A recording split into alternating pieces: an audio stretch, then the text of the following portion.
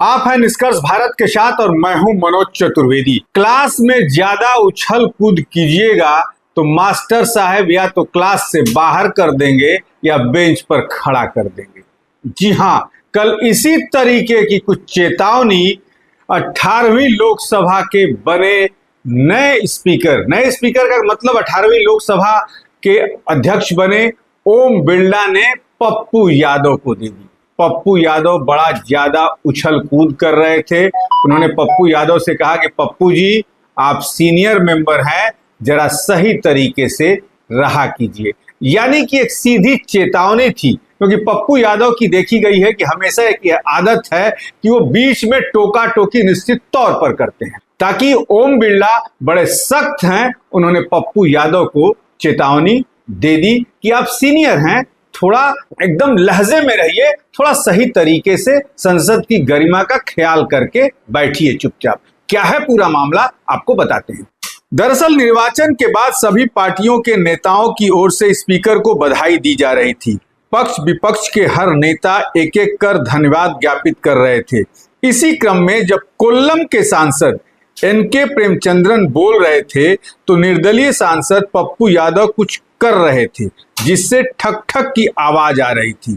हालांकि सांसद TV video में स्पष्ट नहीं दिख रहा है कि वे उस वक्त क्या कर रहे थे, बस ठक ठक की आवाज आ रही थी। जैसे ही एनके प्रेमचंद्रन का स्पीच समाप्त होता है, स्पीकर ने पप्पू यादव को हिदायत देते हैं कि आप पार्टी के सीनियर मेंबर हैं, बार बार मत उठाया करो, सभी को बराबर मौका मिलेगा। पप्पू यादव ने कहा कि मैं संसद में स्वतंत्र आवाज हूं। जरा वो भी हम सुनवा देते हैं कि पप्पू यादव ने क्या कुछ कल कहा था। आप बहुत ज्यादा न 6ठा बार सांसद हूं, आप हमको सिखाइएगा। तो आपने सुना, पप्पू यादव ने कहा कि मैं संसद में स्वतंत्र एक आवाज हूं क्योंकि अकेले निर्दलीय सांसद चुनकर आया हूं। और एक मामला और था कि संसदीय कार्य मंत्री से उलझे थे किरण रिजिजू से कि मैं 6ठी बार जीत कर आ रहा हूं, आप जो हैं किसी के रहमो करम पर आए हैं, मैं जनता के बल पर, अपने बल पर आया हूं। जरा वो भी दृश्य देख लीजिए कि कैसे किरण रिजिजू की तरफ उंगली उठाकर दिखा रहे हैं। आप बहुत ज्यादा न 6ठा बार सांसद हूं, आप हमको सिखाइएगा। और आप कृपा पर जीते हैं, मैं अकेला लड़ता हूँ। For the time I am the Indian for the time independent MP for the time, not tell me what happened, so I tell me ये भगवान का नाम नहीं, ये मत बताइए, नहीं ये मत बताइए। आपने देखा।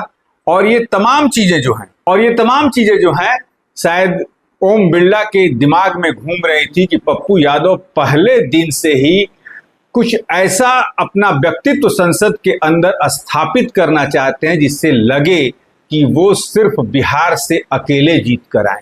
लेकिन संसद की एक गरिमा है, संसद की एक मर्यादा है, और अंततः कल लोकसभा के अध्यक्ष ओम बिरला ने उन्हें फटकार लगा ही दी। सदन का अच्छा दिन है, पप्पू जी बार बार मत उठा करो, आप सीनियर मेंबर हैं। जिसे संसदीय भाषा में फटकार ही कहा जाता है, फटकार लगा दी। और यदि बिहारी भाषा में आप समझना चाहें तो कहा जाएगा कि यदि क्लासरूम में ज्यादा तंग करोगे तो या तो मास्टर साहब क्लास से बाहर कर देंगे या बेंच पर खड़ा कर देंगे। अब देखना है कि इस लोकसभा के अध्यक्ष की इस नसीहत से पप्पू यादव कितना सबक लेते हैं, इस पर भी नजर रहेगी। आप बने रहिए।